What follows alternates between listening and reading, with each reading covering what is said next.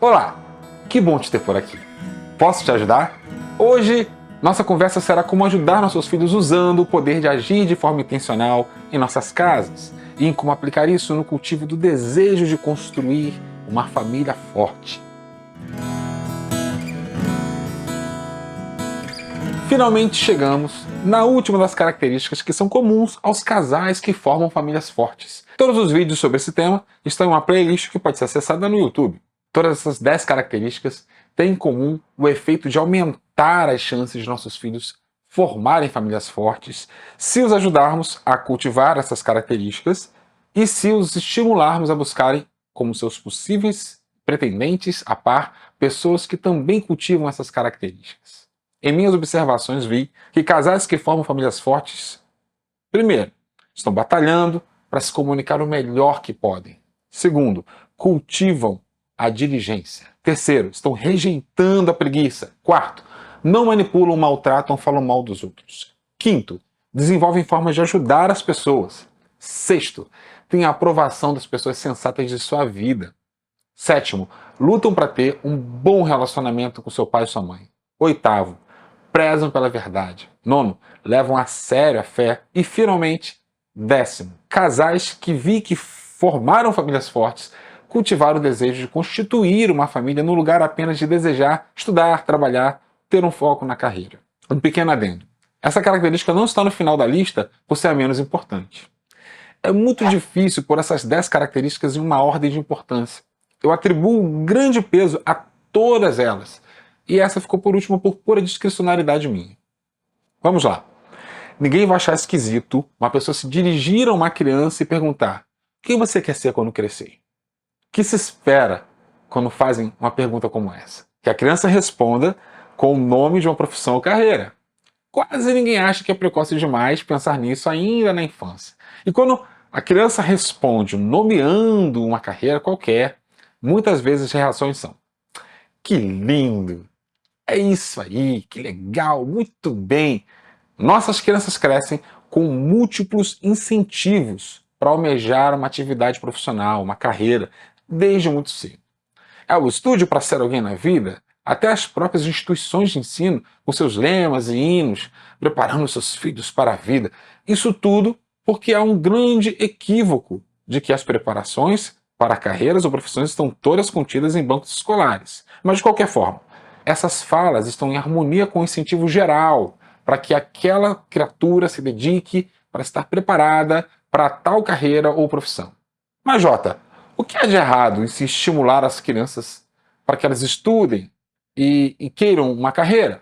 Quem disse que há algo de errado em se estimular as crianças para que estudem ou desejem carreiras? A questão não é essa. A questão é o que não está sendo estimulado. Eu concordo que buscar onde vamos atuar em sociedade, seja como posição, carreira, negócio, é uma das questões importantes da vida. Podemos dizer que uma das missões que temos na vida é o descobrir como vamos atuar e servir, inclusive como forma de suprir nossas necessidades, custear nossas vidas. Mas com que importância estamos valorando no coração, na mente de nossos filhos, a missão de formar uma nova família?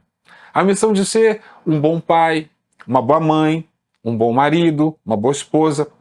As perguntas direcionadas às profissões geram um efeito visível em muitas crianças. Algumas passam a observar com atenção, sempre que podem, os profissionais, seja na vida real ou em histórias de ficção. À medida que crescem, quando se vê diante de um representante bem-sucedido daquela profissão, querem fazer perguntas. Outros realmente mudam completamente a forma de lidar com os estudos. Por exemplo, se alguém diz que aquilo ali é algo importante para exercer a tal profissão ou carreira escolhida, pronto. Dali em diante, a criatura passa a dar muito mais atenção ao assunto ou à disciplina. De muitas formas diferentes, a carreira ou profissão passam a ser um sonho, um objetivo, um motivador e uma justificativa para vários esforços de preparação, desde aprender as letras, números, idiomas, até as ciências e as artes. Esse processo é justificável, já que para exercer profissões ou carreiras, fazemos uma longa jornada de preparações, muitas delas extremamente específicas.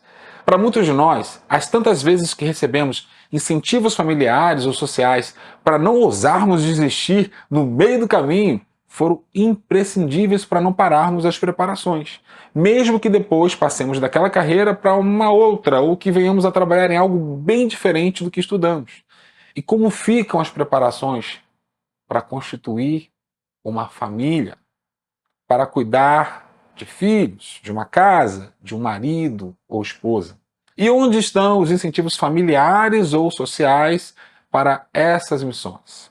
Será que, por exemplo, a missão de cuidar de filhos é menor importância do que a missão de exercer qualquer outro papel em sociedade, seja profissão ou carreira?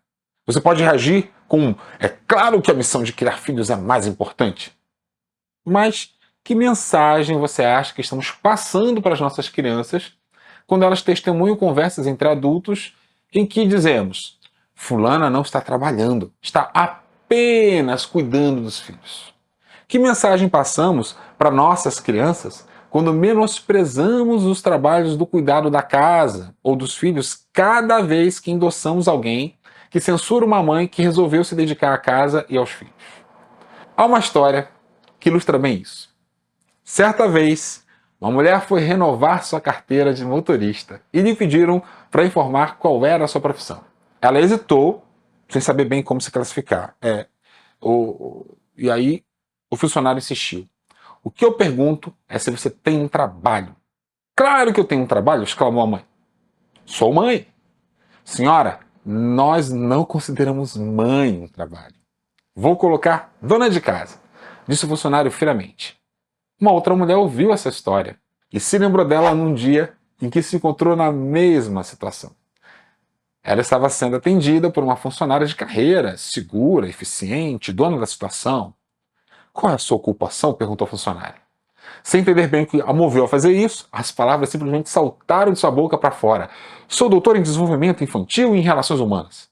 O funcionário fez uma pausa. A caneta de tinta permaneceu apontando para o ar.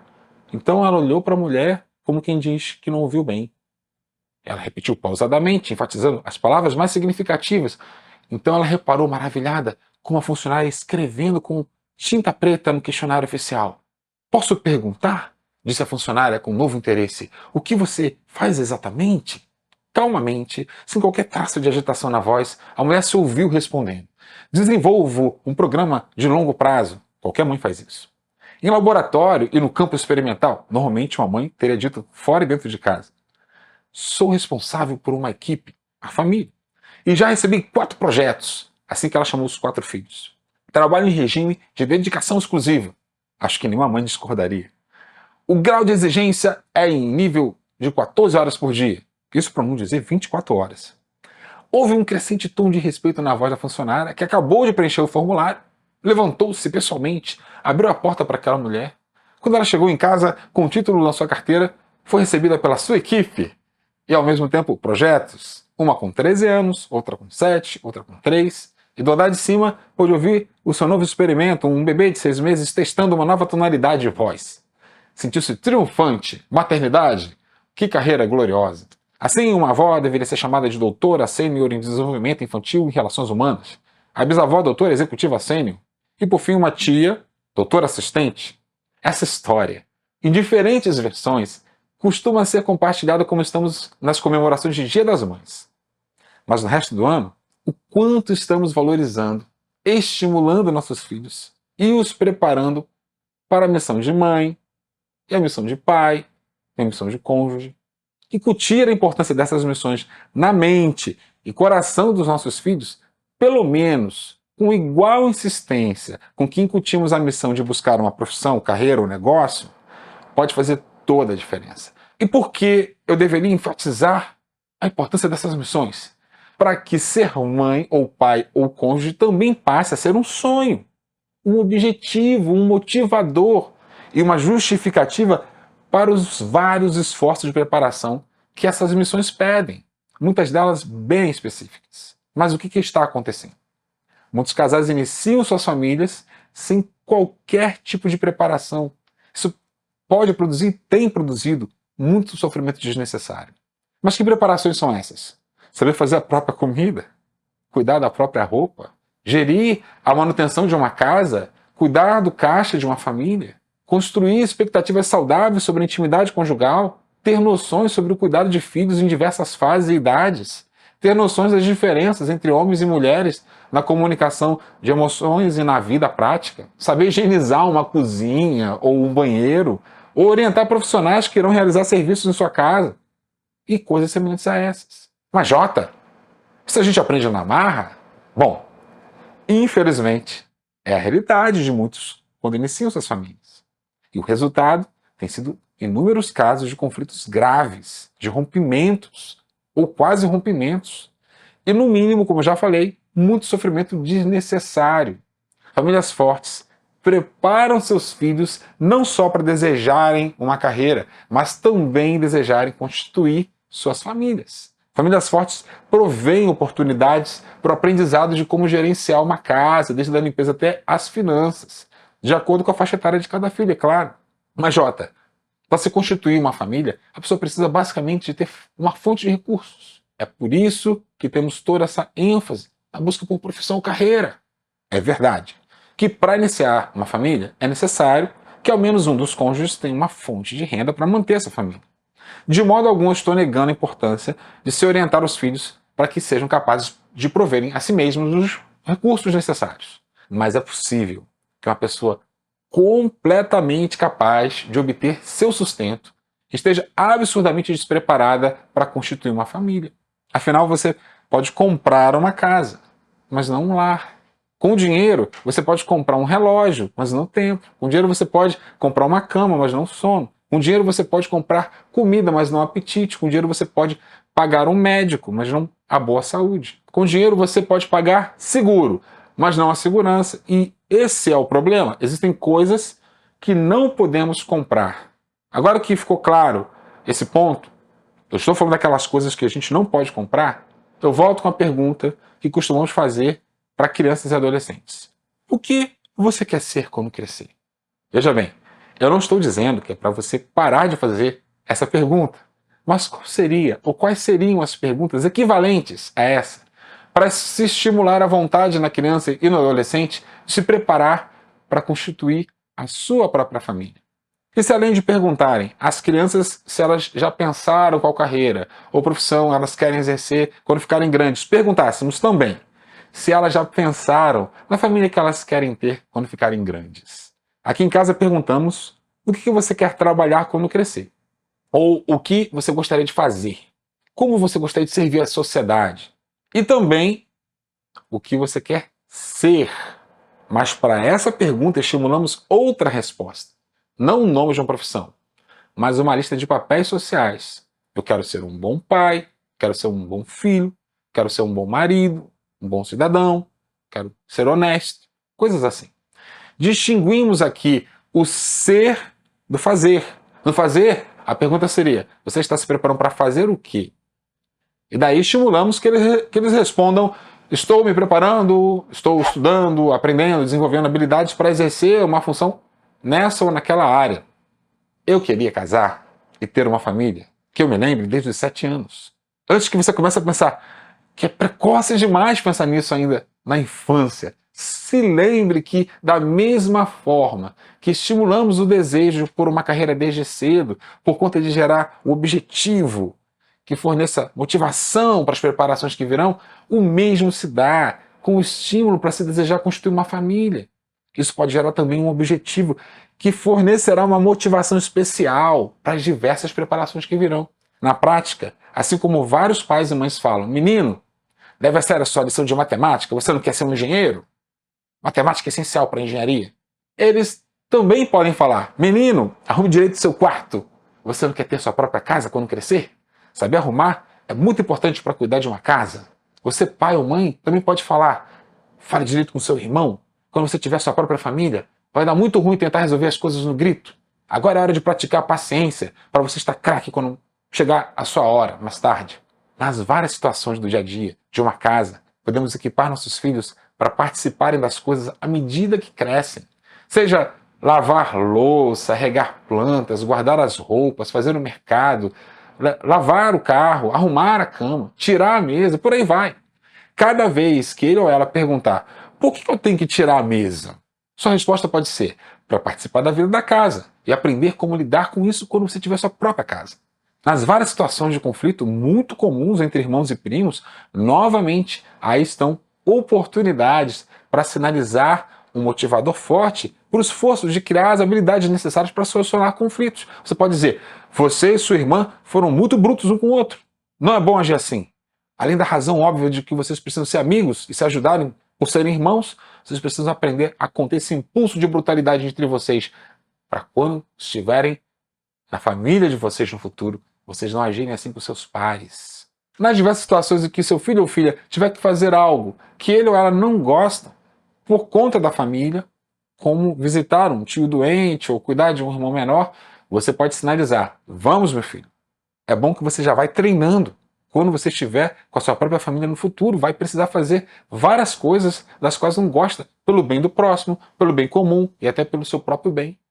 Nas diversas situações prazerosas, quando você está junto ali, acompanhando o jogo do time do coração, ou vendo um filme, ou comendo aquela comida que todos gostam, ou no caso da minha casa, numa roda de leitura, de vez em quando você pode sinalizar: provavelmente, quando você tiver a minha idade, vai estar assim com a sua própria família. Já imaginou isso? Sim, sua família. A fé foi um elemento importante. Você pode incluir nas preces que você faz com seu filho ou filha algo como: Deus ajude meu filho ou minha filha a encontrar um bom par para formar sua família. Você pode ensinar seu filho ou filha a eles mesmos incluir isso nas preces deles. Medidas como essas vão ajudar seu filho ou filha a cultivar o desejo de formar uma família. Assim como você já deve estar estimulando seu filho ou filha a desejar uma boa carreira ou uma profissão ou uma posição. Assim como quando são estimulados a buscar uma carreira, vez ou outra nossos filhos elegem uma. E por vezes mudam de ideia. Daí a pouco elegem outra. E vão assim até chegar à maturidade. E ninguém fica muito preocupado com essas mudanças. Afinal, de uma forma ou de outra, uma grande parte das preparações para a carreira servem para várias delas. E essas mudanças não invalidam o que eles estão aprendendo. Da mesma forma, será com o estímulo para se constituir uma família. É possível que nossos pequenos queiram eleger alguém para a posição de par. Mas nós, como pais, precisamos lembrar que, enquanto a maturidade não vem, essas eleições não podem ser levadas a sério em demasia. Assim como não é porque meu filho disse que decidiu ser um engenheiro com 9 anos de idade que eu vou sair atrás de uma faculdade de engenharia para crianças. O mesmo se dá se aos 9 anos ele decidir que uma amiga será o seu par. A mesma clareza e firmeza com que você diria ao seu filho: que bom que você quer ser um engenheiro. Nesse momento, o que você pode fazer é ser o melhor possível em matemática, inglês e português, que você puder. O equivalente a isso, no caso de uma criança de 9 anos, que eleger outra para par é dizer com igual clareza e firmeza: que bom que você gostaria de formar uma família com a fulana.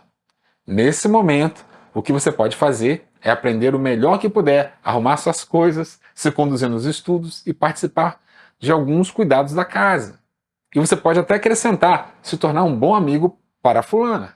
Na medida em que os anos passam, a criança pode deixar a engenharia de lado por ter descoberto o interesse em outra carreira. E o mesmo pode acontecer com o interesse que a criança teve na fulana. Mas, assim como ganhos que a criança teve por se empenhar no estudo da matemática, inglês e português por causa da engenharia, não vão se desvanecer porque ela se interessou por astronomia, por exemplo. A criança que se empenhou em aprender a arrumar suas coisas, se conduzir nos estudos e a participar nos cuidados da casa, também terá ganhos que não vão ser perdidos caso ela resolva eleger outra pessoa com a intenção de formar um par no futuro. Aqui em casa nós entendemos que crianças não devem namorar. Mas nada as impede de ter admiração por colegas e amigos a ponto de identificarem bons possíveis pares para o futuro. Havia uma brincadeira que tanto estimulava o almejar de uma carreira quanto desejar uma família. A velha e boa brincadeira de faz de conta. Você lembra? Você brincou de casinha, comidinha, pai, mãe, de papai sair para trabalhar e voltar correndo porque a mamãe ligou avisando que o bebê está doente, coisas semelhantes a essas? Já brincou de consertar o carro, consertar os canos e coisas assim? Todas essas brincadeiras de faz de conta estão sumindo. As crianças estão ocupadas com uma agenda tão cheia de atividades e compromissos, ou com as telas de celulares, tablets, TVs, que não brincam mais de faz de conta. E quando brincam, é de um faz de conta de personagens de filme, desenhos e séries. Brincadeiras assim ajudavam a incutir o desejo, o objetivo, a motivação para crescer, trabalhar, ter uma família e assim por diante. Sem essa motivação, vemos um crescimento do número de indivíduos que nunca sonharam com a vida adulta. Pouco foram estimulados a pensarem na carreira e muito menos a desejar formar uma família.